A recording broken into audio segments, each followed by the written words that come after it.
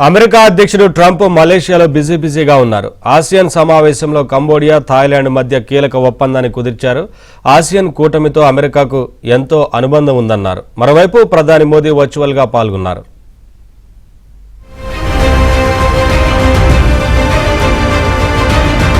America అధ్యక్షుడు Trump ASEAN సదస్సులో పాల్గొన్నారు. మలేషియా రాజధాని కౌలాలంపూర్కు చేరుకున్న ట్రంప్కు ఆ దేశ ప్రధాని అన్వర్ ఇబ్రహీం స్వాగతం పలికారు. ట్రంప్ రెడ్ కార్పెట్ పై నడుస్తున్న సమయంలో సంప్రదాయ నృత్యం చేస్తూ స్వాగతం పలికారు. వెంటనే ఉత్సాహంతో అమెరికా అధ్యక్షుడు డాన్స్ చేయడం మొదలుపెట్టారు. ట్రంప్తో పాటు మలేషియా ప్రధాని అన్వర్ కూడా సంగీతానికి అనుగుణంగా స్టెప్పులేశారు. ఈ సమావేశానికి జపాన్ ప్రధాని తకాయిచి, చైనా అధ్యక్షుడు జిన్పింగ్, దక్షిణ కొరియా నేతలు హాజరు కానున్నారు.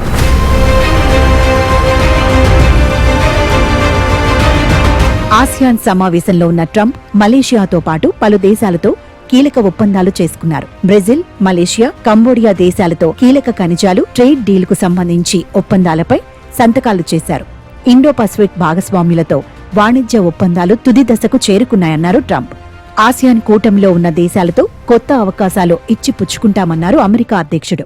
Energy technology, artificial intelligence, critical minerals and other industries. The United States is having its golden age. Last year we were a country that was doing very poorly under a different semi-leadership. I don't even call it a leadership. But this year we're doing numbers that nobody ever thought it was possible for any country to do. We'll be at the end of my first year over $20 trillion worth. ASEAN సమావేశంలో ప్రధాని Modi virtual విధానంలో ప్రసంగించారు. ASEAN కూటమిలో భారత్ కీలక భాగస్వామ్యమన్నారు ప్రధాని మోదీ. ప్రపంచంలో 4వ వంతు జనాభా భారత్, ఆసియాన్ కూటమి దేశాల్లో ఉన్నారన్నారు. రాబోయే కాలంలో అన్ని దేశాల మధ్య ఆర్థిక, వాణిజ్య సంబంధాలు మరింత బలోపేతం కావాలని ప్రధాని మోదీ పిలుపునిచ్చారు. కోఆర్డినేటర్ की भूमिका कुशलता से निभाने पर फिलीपींस के राष्ट्रपति मार्कोस का धन्यवाद करता हूं और आसियान के नए सदस्य के रूप में तिमोर लेस्ट का स्वागत करता हूं. थाईलैंड की क्वीन मदर के देहांत पर मैं सभी भारतवासियों की ओर से थाईलैंड के राज परिवार और जनता के प्रति अपनी गहरी संवेदना व्यक्त करता हूं. రష్యా నుంచి చమురు కొనుగోళ్లపై అమెరికా అధ్యక్షుడు ట్రంప్ మరోసారి పాత పాటే పాడారు. రష్యా చమురు కొనుగోళ్లను భారత్ పూర్తిగా నిలిపివేస్తుందని ట్రంప్ మరోసారి వ్యాఖ్యానించారు. తాము ఇప్పటికే రష్యాపై ఆంక్షలు విధించిన విషయాన్ని గుర్తు చేశారు.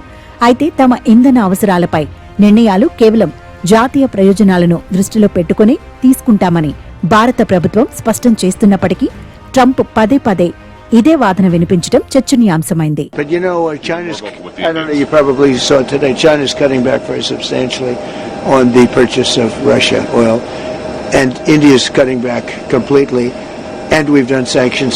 ఇదిలా ఉంటే కౌలాలంపూర్లో అమెరికా అధ్యక్షుడికి వ్యతిరేకంగా నిరసనలు చేపట్టారు.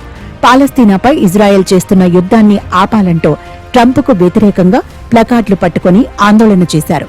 నెతన్యాహు చేస్తున్న దాడులకు వాషింగ్టన్ నుంచి సపోర్ట్ ఉందంటూ విద్యార్థులు, ఎన్జీఓ సంఘ నేతలు ఆరోపిస్తున్నారు. మరోవైపు ప్రస్తుతం ఆసియా పర్యటనలో ఉన్న ట్రంప్ దక్షిణ కొరియాలో చైనా అధ్యక్షుడు జిన్పింగ్ తో సమావేశం కానున్నారు.